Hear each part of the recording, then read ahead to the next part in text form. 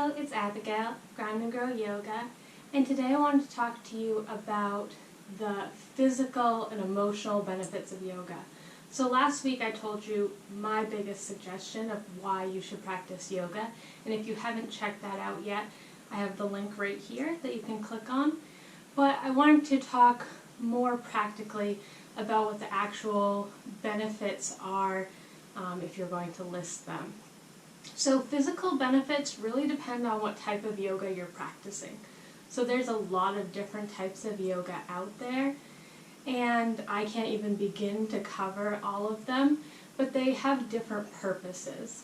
So the constant in all of yoga is that you are connecting your breath and movement in some way. But this is done differently depending on the type of yoga that you're doing. If you're doing like Bikram, hot yoga, Ashtanga yoga, power yoga, things like that, you are moving very quickly on the inhales and exhales. In Vinyasa we also do this, but it depends the pace of the class, how much movement there is on a breath. So you might inhale, arms up, exhale, forward fold all the way down, inhale, half lift, exhale, hop back. So you're using your breath to guide movement, but it's a very fast-paced class. When it comes to something like yin yoga or restorative yoga, and a little bit in hatha yoga, because we do hold things for longer, you're breathing into postures, but you're holding those postures. You're not moving on absolutely every breath. In fact, in yin yoga, you're holding it for 3 to 5 minutes, sometimes up to 10 minutes, and really breathing into that posture.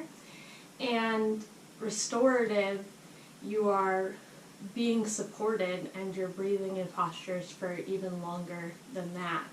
And the breath is just your way of gauging whether you're at your edge, whether you can do more, and finding a place where you can really connect to your body. And I have another video where I'll talk about the differences and benefits of those things.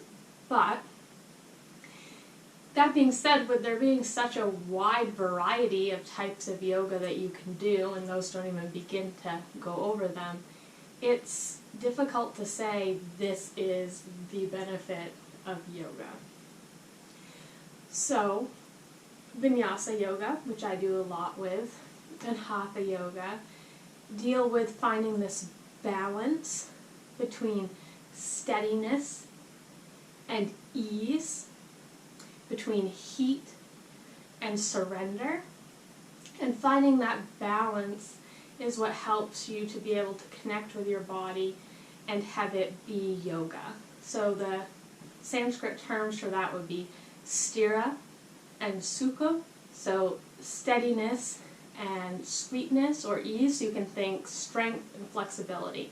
So finding a balance between holding a posture and finding strength there in something like plank or chair, but also easing into the posture and finding that place where you can breathe and the place where you can surrender, thinking as you surrender into pigeon or puppy pose or child's pose, things like that.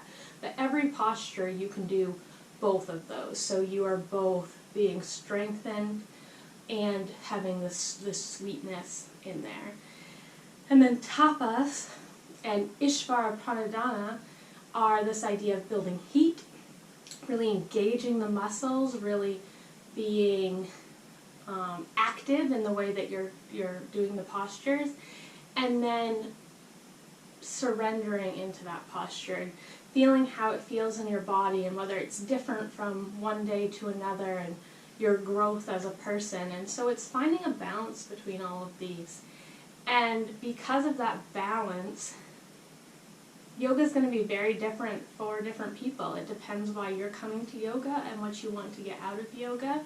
You can most certainly get a great cardio workout out of doing something like power yoga, or you can find your ability to relax and release in something like restorative yoga, and then you have the full spectrum in there. So physical and emotional benefits. I would say that yoga is a great stress reliever because it helps to balance these things and creates a way for us to kind of swing in between our different nervous systems.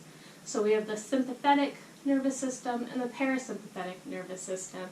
And the sympathetic nervous system is our flight, fight, freeze response, and a lot of us are in this on a daily basis for a long period of time. You actually are in both systems every single day, but we kind of get stuck in this, I'm stressed and my heart rate's going really quickly and I am being very reactive to all the things that are going on around me, and I'm trying to do my best to diffuse these situations.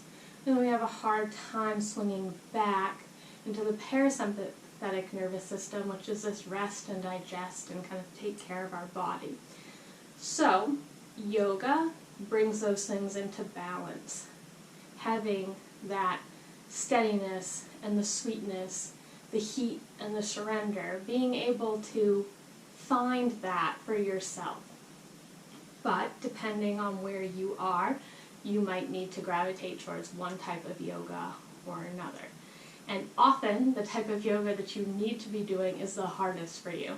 So I have a very hard time sitting still, a very hard time quieting my mind. And so yin yoga and restorative yoga and hatha yoga are far better for me, but they're also more difficult for me to do because of not wanting to be still.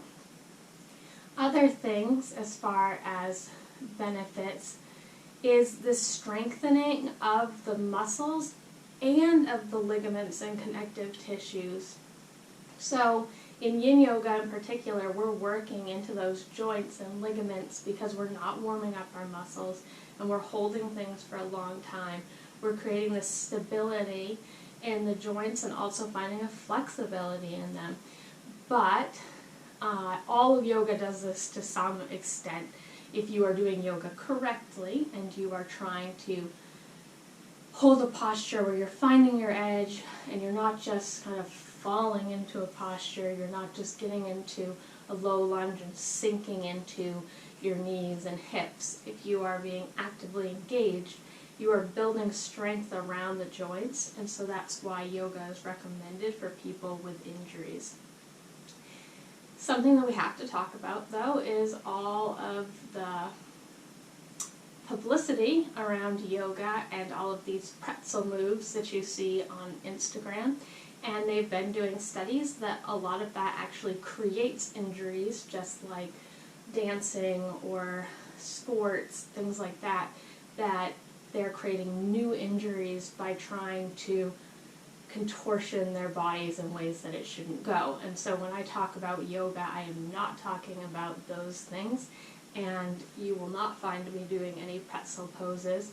One, because I can't, and secondly, because I choose not to do that. I don't want to spend my time doing things that could be detrimental to my body, but instead to be building that strength.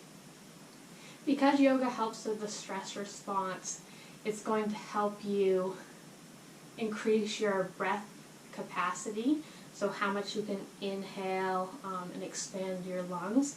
Our lungs have untapped potential. There's no way that you're using even half of your lung capacity because the lungs are amazing.